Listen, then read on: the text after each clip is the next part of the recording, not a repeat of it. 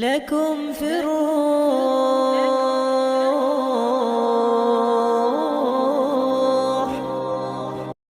بسم اللہ الرحمن الرحیم۔ ایک ساتھی نے یہ پوچھا ہے کہ الیکشن کے موقع میں پیسے لے کر ووٹ دینا کیسا ہے، کیونکہ الیکشن کے موقع پر پیسے عام طور پر الیکشن کے ووٹ کے لیے بانٹے جاتے ہیں۔ تو جواب میں سب سے پہلے تو یہ سمجھ جائیں کہ ووٹ دینے کی حیثیت کیا ہے۔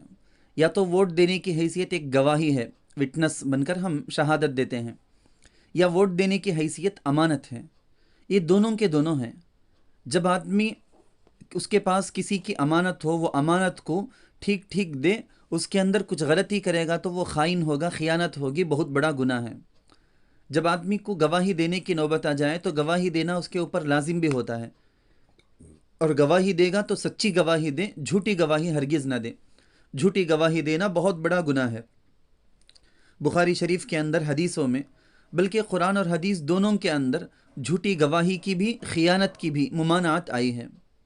تو اب جب آپ کو سمجھ جائیں کہ ووٹ کے بدلے میں رقم کا لینا بھی جائز نہیں، رقم دینا بھی جائز نہیں، یہ رشوت ہے جس کا حرام اور گناہ ہونا ظاہر ہے۔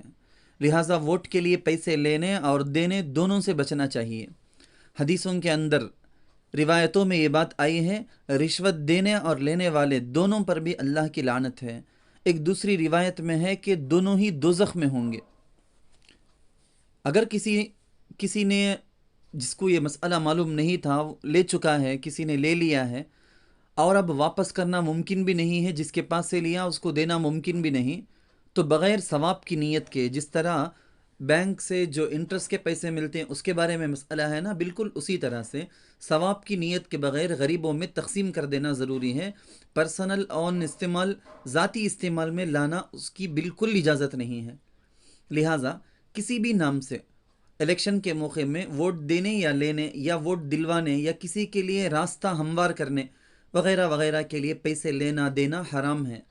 اگر امیدوار جیتنے کے بعد بطور تحفے کے کچھ دیتا ہے لے آ کر، تو وہ بات علیحدہ ہے، اس کا لینا تو جائز۔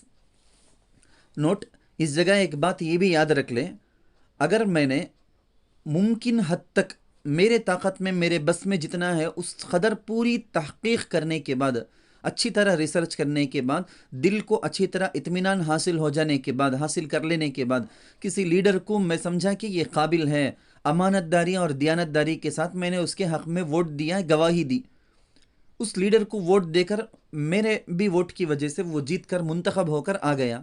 اب اگر وہ جیت کر آنے کے بعد نااہل ثابت ہوتا ہے، وہ ظالم ہے، ظلم کر رہا ہے، تو ووٹ دینے والے ووٹر پر اس کے ظلم کا گناہ نہیں ہوگا۔ واللہ تعالی اعلم۔